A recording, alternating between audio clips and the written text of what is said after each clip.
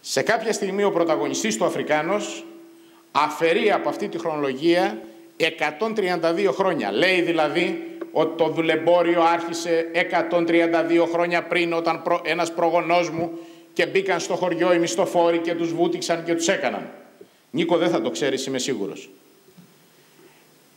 Η χρονολογία που βγαίνει με την αφαίρεση το 1818. Το 1818 ένας άνθρωπος που, αν διαβάσετε τα κείμενά του και διασώζονται και στη βιβλιοθήκη της Πάτρας, θα δείτε ότι είναι ίδια κείμενα σε αυτό το σημείο με τον Νίκο τον Σακελαρόπουλο, είναι ο Ιωάννης Καποδίστριας. Εκείνη την εποχή, και Νίκο θα στο φέρω να το διαβάσεις, εκείνη την εποχή ο Ιωάννης Καποδίστριας είναι ένας από τους δύο δυνατούς άντρες στην Ευρώπη, ο ένας ο Μέττερνιχ, ο άλλος ο Καποδίστριας. Ο Μέττερνιχ έχει να κάνει με τα 4 ισχυρά κράτη, Ρωσία, Γαλλία, Γερμανία, Αγγλία, και ο Καποδίστριας στο άλλο κόμμα εσωτερικά στα συνέδρια της Βιέννης, του Βουρεστίου και πάει λέγοντας, προσπαθεί να πείσει τότε ότι πρέπει να στηριχτούν τα αδύναμα κράτη, πρέπει ο αδύναμος πολίτης να στηριχθεί, πρέπει κοινωνικό πρόσωπο να έχει εκείνη η Ενωμένη Ευρώπη εκείνης της εποχής, και ήταν ο λόγος που τον μίσησε τόσο πολύ ο Μέττερνιχ και ο Κίσιγκερ, ο οποίος έχει κάνει ειδικές αναφορές για τον Καποδίστρια όταν έγραψε το βιβλίο, και γιατί η πολιτική αυτή του Μέττερνιχ ενστερνίστηκε από τον Κίσιγκερ, και ο Κίσιγκερ στο βιβλίο του γράφει εναντίον αυτών των απόψεων και του Σακελαρόπουλου και του Καποδίστρια εκείνη την εποχή. Ο Καποδίστριας λοιπόν εκείνη την εποχή έχει δει αυτό που είδε ο Νίκος και περιγράφει ο Νίκος στο βιβλίο. Προσπαθεί να πείσει στα συνέδρια της Βιέννης ότι αυτό που συμβαίνει με το δουλεμπόριο στην Αφρική, και είναι ο πρώτος Ευρωπαίος, καταγράφεται ιστορικά ο πρώτος Ευρωπαίος, ο οποίος ασχολήθηκε με το δουλεμπόριο, κατέκρινε το δουλεμπόριο και προσπάθησε να πείσει τους δυνατούς της Ευρώπης να σταματήσουν αυτή την άθλια μάστιγα που τότε μόλις είχε ξεκινήσει, Νίκο.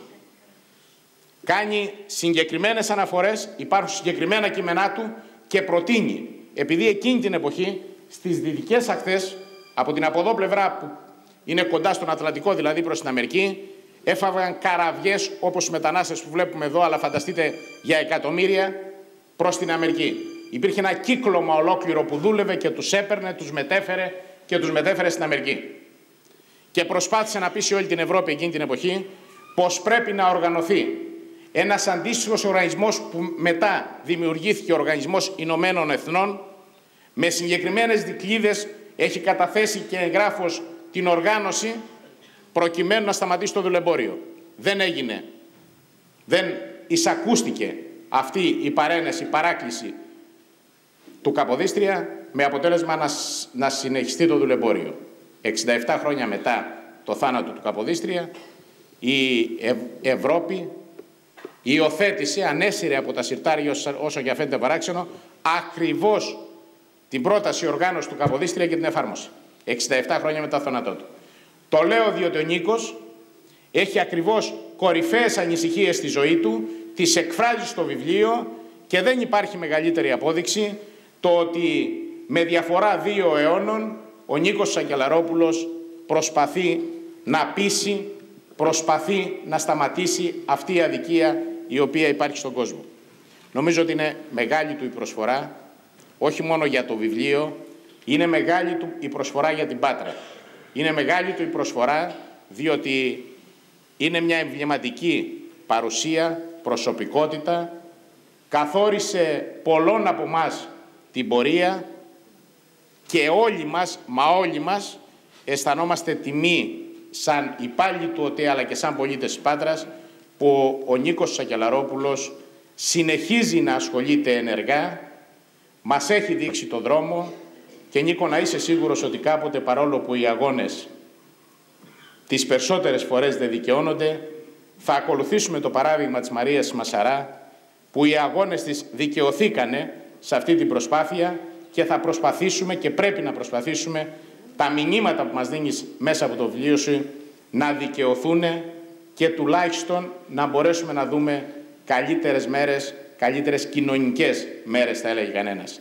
Νίκο Σακελαρόπουλε, θεωρώ ότι εκφράζω και τον κάθε πατρινό, αλλά ειδικά όλους τους συναδέλφους απόψε του ΟΤΕ που βρίσκονται εδώ πέρα, αν σου απευθύνω εκ μέρους τους ένα μεγάλο, εκ μέρους μας, ένα μεγάλο ευχαριστώ, διότι είχαμε την τιμή να είμαστε συνάδελφοι 30 χρόνια μαζί. Νίκο, σε ευχαριστούμε.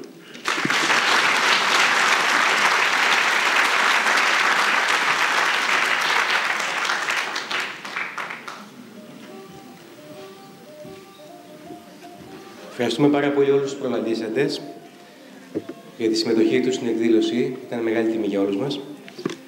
Να θυμίσω ότι κατά την έξοδό σας μπορείτε να αγοράσετε το βιβλίο, το οποίο έχει και φιλανθρωπικό χαρακτήρα, όπως ακούσατε και τον κύριο Νομάρχη. Ευχαριστούμε όλες και όλους εσάς για την παρουσία σας, τον χρόνο σας και πιο πολύ για την προσοχή σας. Μην φεύγετε όμως, γιατί θέλουμε το ιστερόγραφο σε αυτή την εκδήλωση να το βάλει ο ίδιος, ο συγγραφέας, έτσι ώστε να μας δοθεί ευκαιρία να τον χειροκροτήσουμε. Φίλες και φίλοι, Νίκος Σακελαρόπουλος.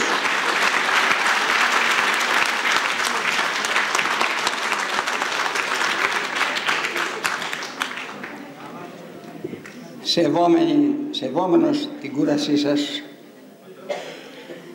δεν θα ευχαριστήσω ονομαστικά, αλλά θα πω μέσα από την καρδιά μου, μέσα από την ψυχή μου, ένα μεγάλο ευχαριστώ σε όλους σας.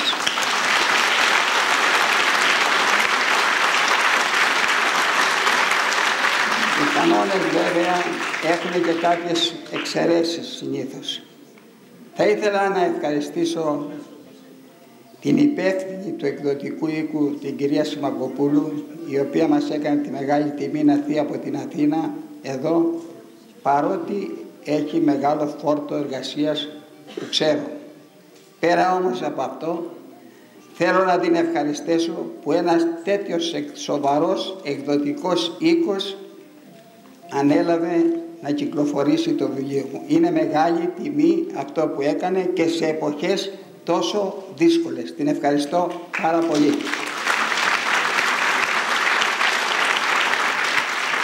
Σύντομα, θέλω να ευχαριστήσω τον πρόεδρο του Συλλόγου των Συνταξιούχων ΟΤΕ, το φίλο τον Τάσο τον Οικονομόπουλο και μαζί του όλα τα μέλη του Διοικητικού Συμβουλίου που πάντοτε με συμπεριέλαβαν με αγάπη και με βοηθούσαν σε κάθε μου στιγμή, όπως και σε αυτή εδώ.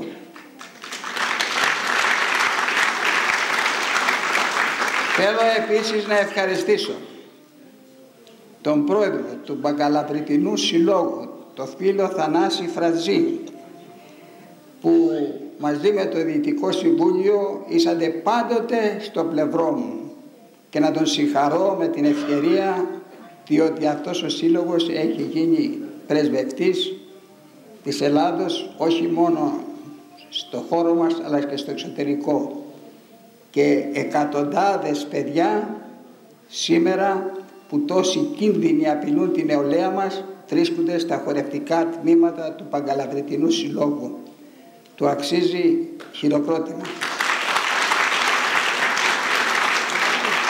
Να ευχαριστήσω και τον πρόεδρο και τα μέλη του Ειδικού Συλλόγου του χωριού μου, του πανέμορφου Λεχουριού, που και αυτοί με βοήθησαν.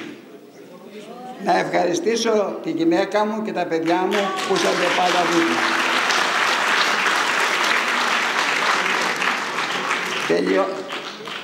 Θέλω να ευχαριστήσω έναν εξαιρετικό φίλο, καρδιακό μου φίλο, ο οποίος δυστυχώς είναι άρρωστος και δεν μπόρεσε να έρθει από την Αθήνα. Είναι ο Βαγγέλης ο Τσάνος.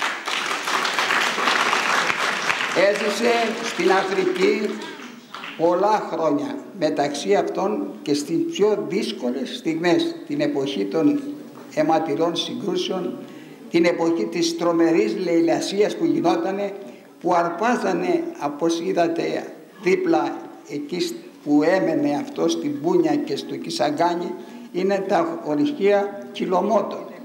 Ολόκληρα τούβουλα των 20 κιλών χρυσό παίρνανε οι λεγιονάροι και παρακαλούσανε να βρούνε ανθρώπους με χρήμα ισχυρό για να τα πουλήσουν, γιατί δεν μπορούσαν. Είμαι και ζημιάρης, γιατί δεν μπορούσαν να τα μεταφέρουν. Έζησε όλη αυτή την τρομερή κατάσταση που έγινε εκεί πέρα. Από αυτόν έμαθα φίλε Μελτιάδη, πάρα πολλά αυθεντικές πληροφορίες και μαζί με άλλα στοιχεία πολλά που συγκέντρωσα, βρήκα και κάποιον λεγεωνάριο, βρήκα πάρα πολλούς και λίγο η φαντασία, λίγο όλα αυτά. Γι' αυτό γνώρισα κατά κάποιο τρόπο την Αφρική χωρίς να πάω. Φτάνω στο τελευταίο πρόσωπο για να μην σας κουράσω άλλο. Πριν από χρόνια διάβασα ένα κείμενο σε κάποιο έντυπο. Μου άρεσε τόσο πολύ που ήθελα να βρω το πρόσωπο αυτό για να γράψει σε ένα περιοδικό που έβγαζα. Τη βρήκα τελικά, γνωριστήκαμε οικογενειακά μάλιστα, με τη μητέρα της, με τον αδερφό της, έναν εξαίρετο και λαμπρό επιστήμονα και υπέροχον άνθρωπο. Πληροφορήθηκα όμως με έκπληξή μου ότι αυτό το πρόσωπο που είχε γράψει τόσο ωραία είχε μόλις βγάλει τη Δευτέρα Γυμνασίου. Διότι συνέβη, ενώ ήταν ένα πανέξυπνο παιδί, συνέβη ένα ατύχημα από κακή χορήγηση φαρμάκου και πειράχτηκαν τα αυτιά της σε κάποιο βαθμό και αναγκάστηκε να διακόψει το σχολείο. Και όμως αυτό το παιδί, που στη συνέχεια βέβαια μεγάλωσε, έχει γίνει μια πολύ σπουδαία λογοτέχνης. Έχει γράψει ωραιότατα ποίηματα, έχει γράψει ένα σωρό άλλα κείμενα τα οποία πιστεύω κάποτε θα κυκλοφορήσουν. Πάνω όμως απ' όλα έχει ένα τέτοιο ψυχικό μεγαλείο και τέτοια ψυχική καλλιέργεια που πραγματικά τη θαυμάζω. Στο τέλος του βιβλίου μου γράφω για κάποιες, ευχαριστώ κάποιους και αρχίζω ως εξής. Πριν από όλους θέλω να ευχαριστήσω την εκλεκτή φίλη, λογοτέχνη και βιβλιόφιλο Κορίνα Αλιβιζάτου.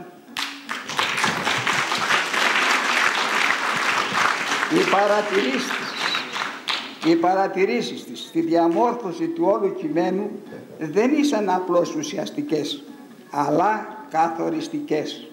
Ήθελα αυτή τη μαρτυρία, πέρα από γραφτή, να την κάνω και προφορική ενώπιόν σας. Σέβομαι το χρόνο σας, αλλά θα ήθελα ένα μόνο λεπτό να έρθει η Κορίνα απάνω να πει δύο λόγια.